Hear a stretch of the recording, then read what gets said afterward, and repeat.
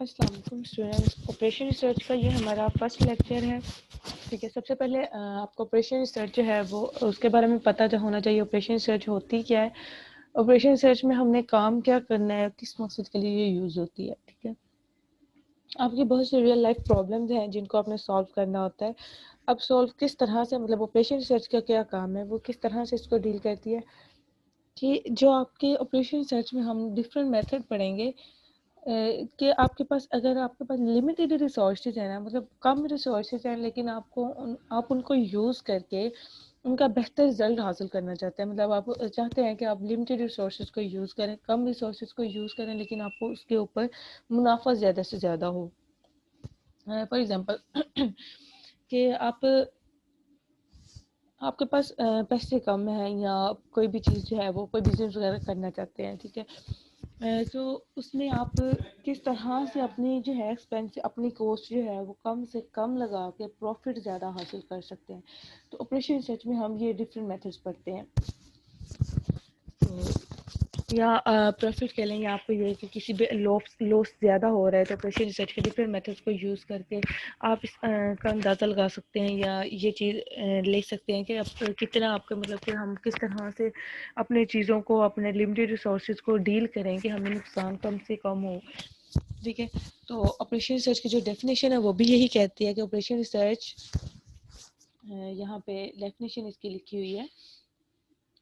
Operation research deals with problems concerning the best utilization of limited resources।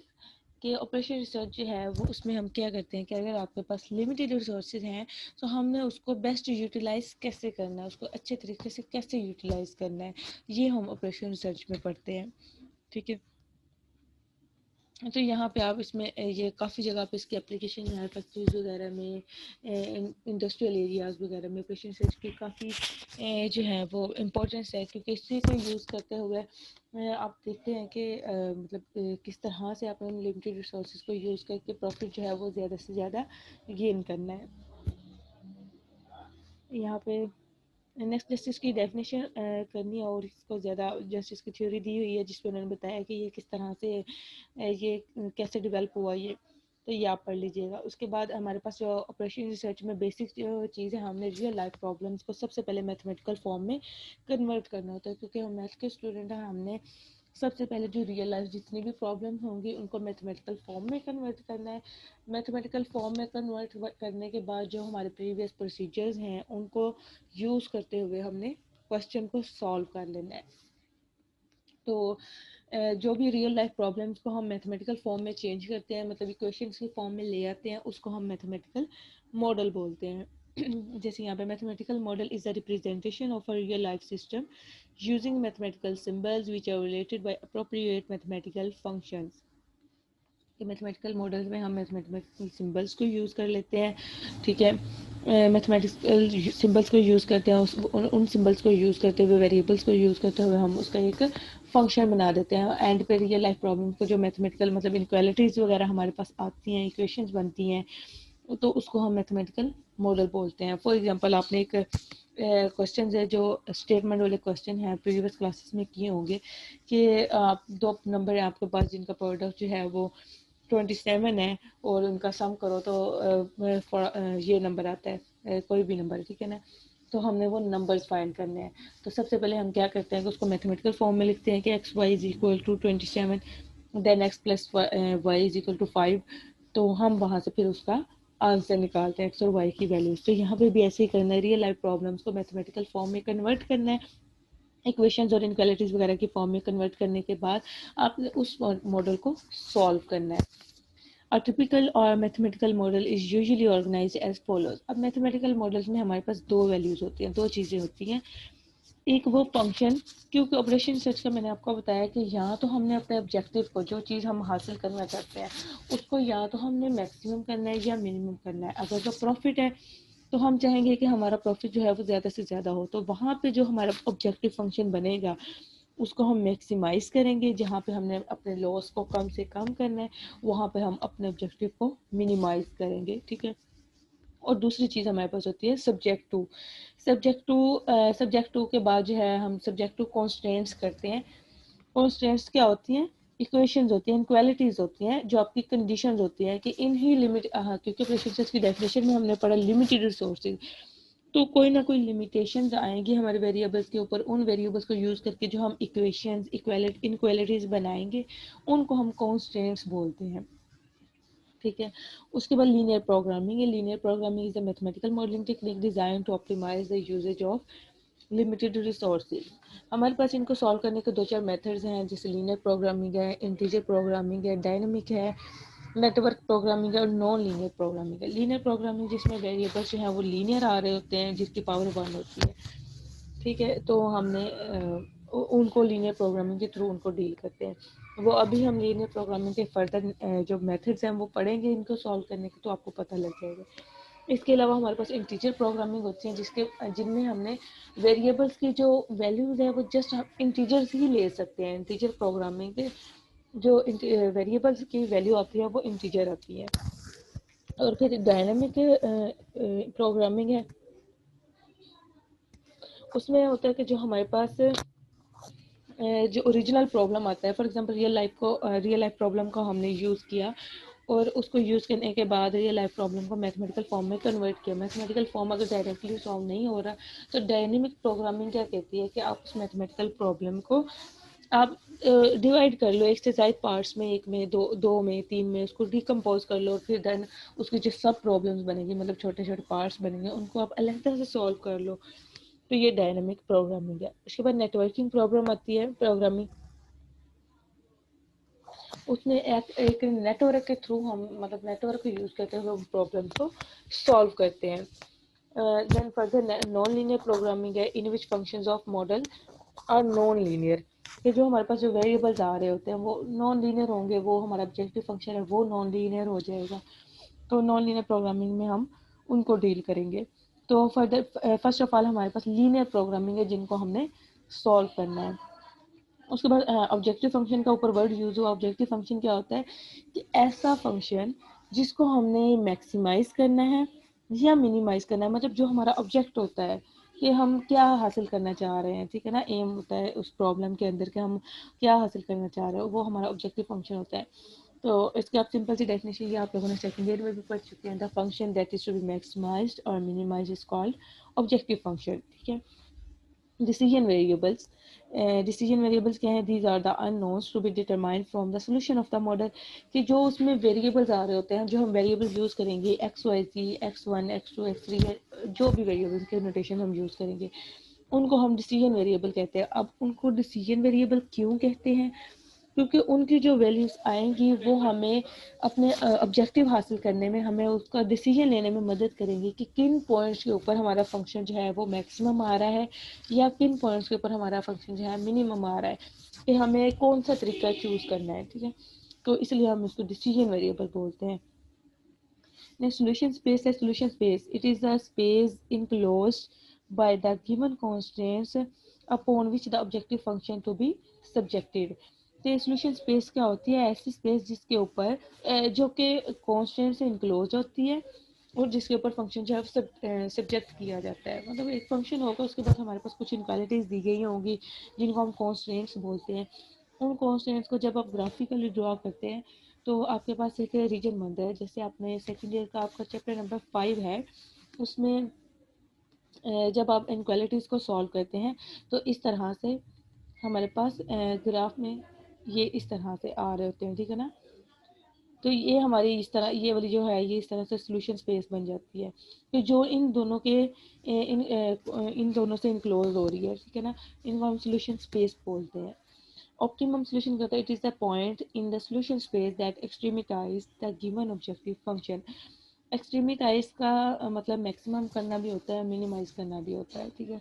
तो जैसा objective function होगा, मतलब question में हमें अगर वो मिनिमाइज करने का बोलेंगे तो इस सोल्यूशन स्पेस का वो पॉइंट जो जी को, फंक्शन को, ऑब्जेक्टिव फंक्शन को मिनिमाइज कर रहा होगा वो ऑप्टिमम सोल्यूशन होगा।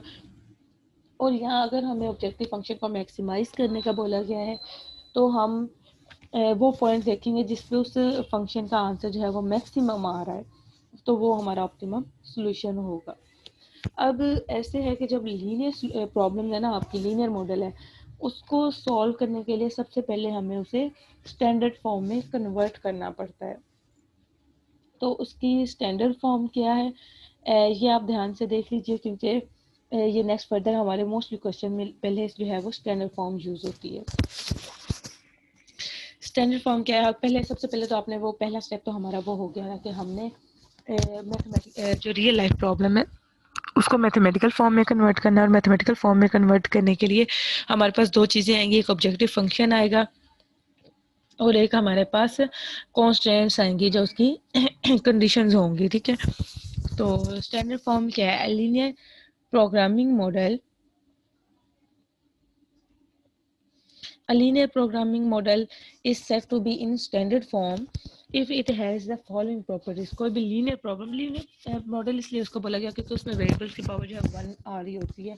लीनियर मॉडल होता है मतलब वो इनक्वालिटीज या जो फंक्शन है वो लीनियर होता है, ठीक है। If it has the following properties.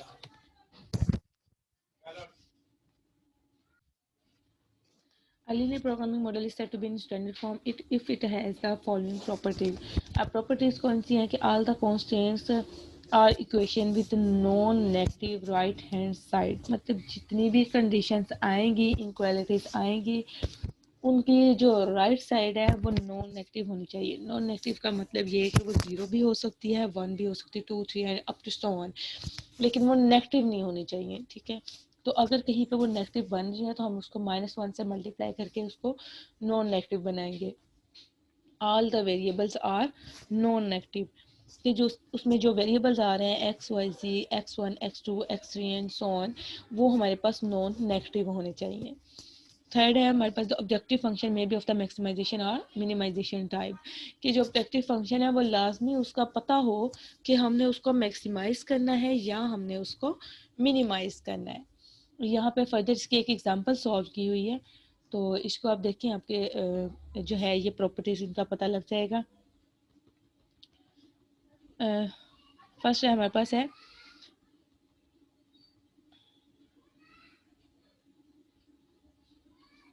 Right, question है right the following linear programming model in standard form.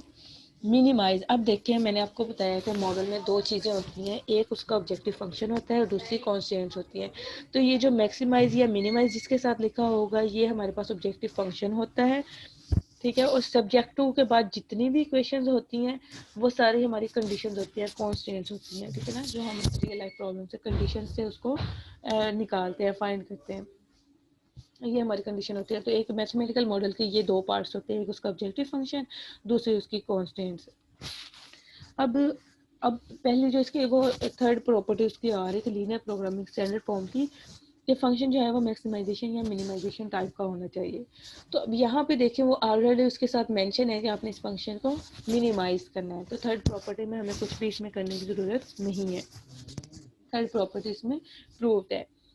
और इसके अलावा जो हमारे पास फर्स्ट कंडीशन थी वो ये थी कि जितने भी कॉन्स्टेंट्स आपके पास आए, ये सारी कॉन्स्टेंट्स है ना, जितनी भी कॉन्स्टेंट सारी आए आपके पास, इसकी राइट साइड जो है वो नॉन नेगेटिव होनी चाहिए।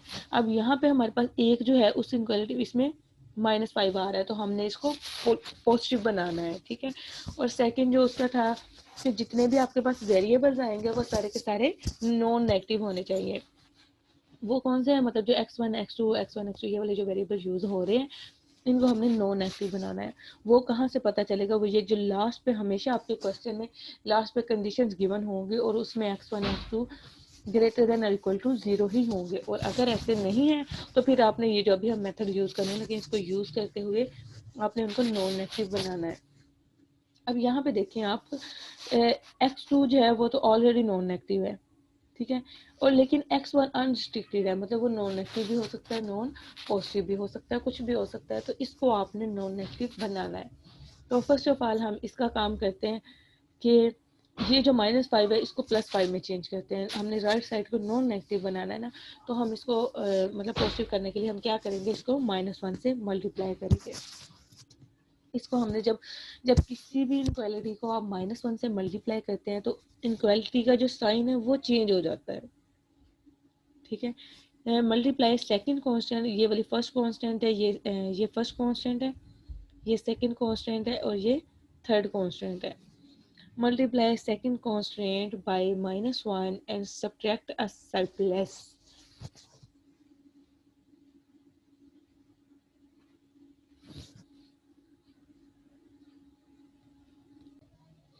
अब इसका मतलब क्या है, यहाँ पे देखें, हम इसकी प्रॉपर्टीज पे चलते हैं, एक बार इसकी प्रॉपर्टीज को अगेन देखें।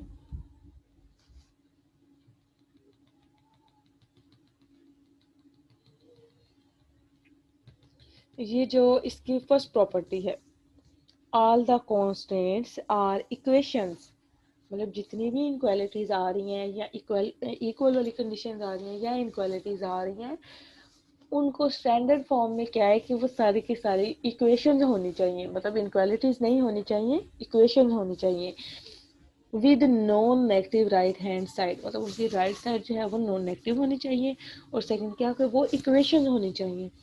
तो अब हमारे पास तो इनक्वालिटीज आ रही हैं, ठीक है, तो हमने उनको इक्वल में चेंज करना है, इक्वालिटी में इक्वेशन बनाना है, उनको नॉन नेगेटिव इक्वेशन बनानी है वो। तो सबसे पहले हमने क्या किया, हमने यहाँ पे जो राइट साइड है उसको -1 से मल्टीप्लाई करने के बाद इसको प्लस में चेंज किया, और जो इनक्वालिटी है, क्योंकि -1 से मल्टीप्लाई कर रहे हैं तो ये इसके इनक्वालिटी का साइन जो है वो चेंज हो जाएगा। अगर ये पहले लेस हो रही है तो -1 से मल्टीप्लाई करने के बाद इसका साइन जो है वो उल्ट हो जाएगा, ग्रेटर देन का आ जाएगा, ठीक है। तो यहाँ पे फर्स्ट ऑफ ऑल हमने इसको मल्टीप्लाई किया -1 से, तो ये +5 आ गया, +5, ठीक है। दूसरा ये कि हमने इसको इक्वेशन में चेंज करना है। पहले में क्यों नहीं चेंज किया, क्योंकि पहली जो है वो ऑलरेडी राइट साइड पॉजिटिव आ रही है और उसकी इक्वेशन आ रही है, वो इनक्वालिटी नहीं है, उसमें इक्वेशन आ रही है, ठीक है, इसलिए हमने उसको कुछ भी नहीं किया। सेकंड वाले में हमने इसको -1 से मल्टीप्लाई करके +5 बनाया, इनक्वालिटी जो है वो ग्रेटर देन आ जाएगी। अब एक चीज ग्रेटर है, for example 3 is greater then 2। अब हमने इसको इक्वेशन बनाना है, तो इक्वेशन बनाने के लिए क्या करेंगे, आप 3 में से माइनस करेंगे 1 को, ठीक है, तो वो इक्वल आ जाएगा 2 के।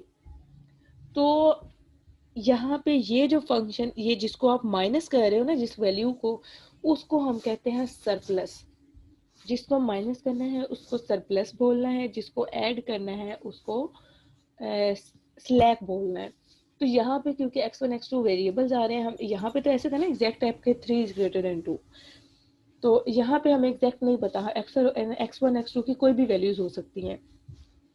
तो पहले तो हमने इसको जब माइनस से मल्टीप्लाई किया तो ये लेस देन की इनक्वालिटी जो है वो ग्रेटर देन में चेंज हो गई, ग्रेटर देन में चेंज हो गई, तो अब हमें इनको इक्वेशन बनाने के लिए क्या करना पड़ेगा कि इसकी लेफ्ट साइड में से हमें कुछ ना कुछ माइनस करना पड़ेगा, और जिसको हमने माइनस करना है उसको बोलेंगे सरप्लस वेरिएबल, और उसको डिनोट करते हैं सेकंड कॉन्स एस से डिनोट करते हैं, सरप्लस और स्लैक वेरिएबल्स को एस से डिनोट कर लेते हैं। और S2 इसलिए लिखा है क्योंकि वो कांस्टेंट के हिसाब से उनको याद रखने में इजी रहता है कि S2 है, इसका मतलब वो सेकंड कांस्टेंट में माइनस हुआ है, ठीक है। तो यहाँ पे उसको इसलिए S2 के साथ डिनोट किया, और यहाँ पे कंडीशन होती है कि S2 is greater than equal to 0, ये हमेशा ग्रेटर देन इक्वल टू 0 ही होंगे फ्रॉम द लेफ्ट साइड। ये तो होगी इस इनक्वालिटी के बाद, ठीक है। यहाँ पे जो थर्ड कांस्टेंट है, इसमें राइट साइड से ऑलरेडी पॉजिटिव है, लेकिन हमें और ऑलरेडी पॉजिटिव है, लेकिन हमें इसको इक्वेशन बनाना है। तो जब 2 लेस देन 3 है, हमने इसको इक्वेशन बनाना है, तो दूसरे एक तो ये मेथड था ना कि 3 - 1 इज इक्वल टू 2, एक ये हो जाएगा कि 2 + 1 इक्वल टू 3, ठीक है। तो यहाँ पे जो चीज़ हम ऐड कर रहे हैं उसको हम बोलेंगे स्लैक, ठीक है। तो add a slack variable S3 to the left side of third constant, इस कांस्टेंट की लेफ्ट साइड पे हमने एक स्लैक वेरिएबल ऐड करना है, उसको S3 से डिनोट किया गया है, ठीक है।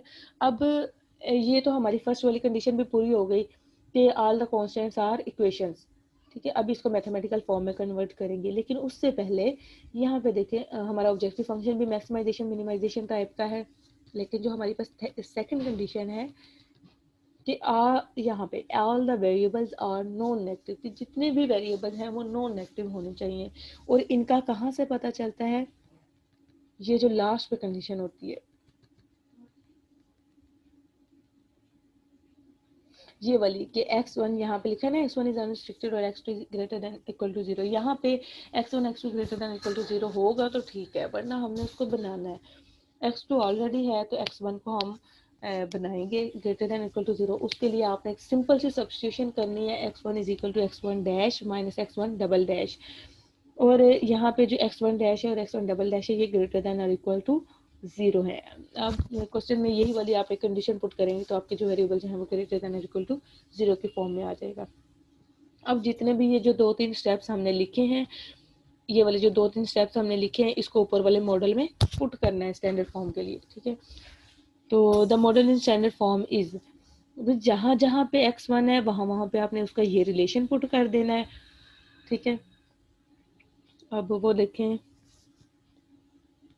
हमारा जो ऑब्जेक्टिव फंक्शन है z, ये z is equal to 2x1 plus 3x2, तो यहाँ पे आप x1 की जगह पे क्या पुट करेंगे, x1 dash minus x1 double dash, इसको पुट कर देंगे, ठीक है। और इसी तरह से इन सब में भी x1 की जगह पे आपने पुट करना है x1 dash minus x1 double dash. First वाली में पुट करेंगे तो ये आपके पास आ जाएगा minus x1 dash plus x1 double dash plus x2 is equal to 10, ये फर्स्ट वाली में आ गई। सेकंड क्वेश्चन में एक चेंजिंग हमने और भी की है,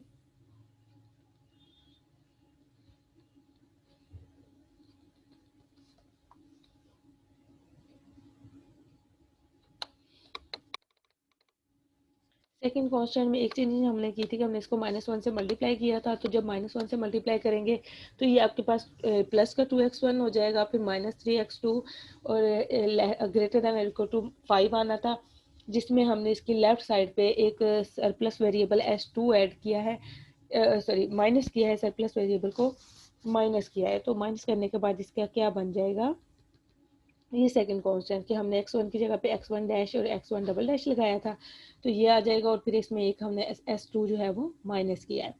थर्ड पे क्या किया, ऐड अ स्लैक वेरिएबल, एक स्लैक वेरिएबल को हमने ऐड किया है, तो यहाँ पे s3, और ये सारी की सारी अब क्या हो गई, नॉन नेगेटिव इक्वेशंस बन गई हैं। और लास्ट में जो हमारे वेरिएबल्स आ रहे हैं x1 dash x1 double dash x2 s2 and s3 greater than equal to 0। तो ये जो लास्ट वाली कंडीशन है ये हमें बताती है कि जितने भी इस प्रॉब्लम में वेरिएबल यूज हो रहे हैं ये हमारे पास क्या है, ये सारे के सारे नॉन नेगेटिव है। अब ये हमारा कंप्लीट एक मॉडल बन गया स्टैंडर्ड फॉर्म में। अब इसमें जितने भी वेरिएबल यूज हो रहे हैं ना, ये सारे के सारे आपके पास नॉन नेगेटिव होने चाहिए, और ये चीज़ यहाँ पे लिखी होती है, ठीक है। ओके, यहाँ तक ये आपकी स्टैंडर्ड फॉर्म थी। इनको कीजिएगा, जहाँ से ना समझ आए वो आप पूछ लें, अदरवाइज फर्स्ट जो इसका फर्दर लेक्चर है, नेक्स्ट लेक्चर, उसमें हम प्रॉब्लम को सॉल्व करेंगे, और प्रॉब्लम को सॉल्व करने के लिए हमने जो मेथड यूज़ करना है वो ग्राफिकल मेथड यूज़ करना है। वो ग्राफिकल मेथड वो मेथड है जहाँ जो आपने सेकेंड ईयर के चैप्टर नंबर 5 में पढ़ चुके हैं, तो नेक्स्ट क्वेश्चन में हम वो मेथड यूज़ करेंगे। ओके, अल्लाह हाफिज़।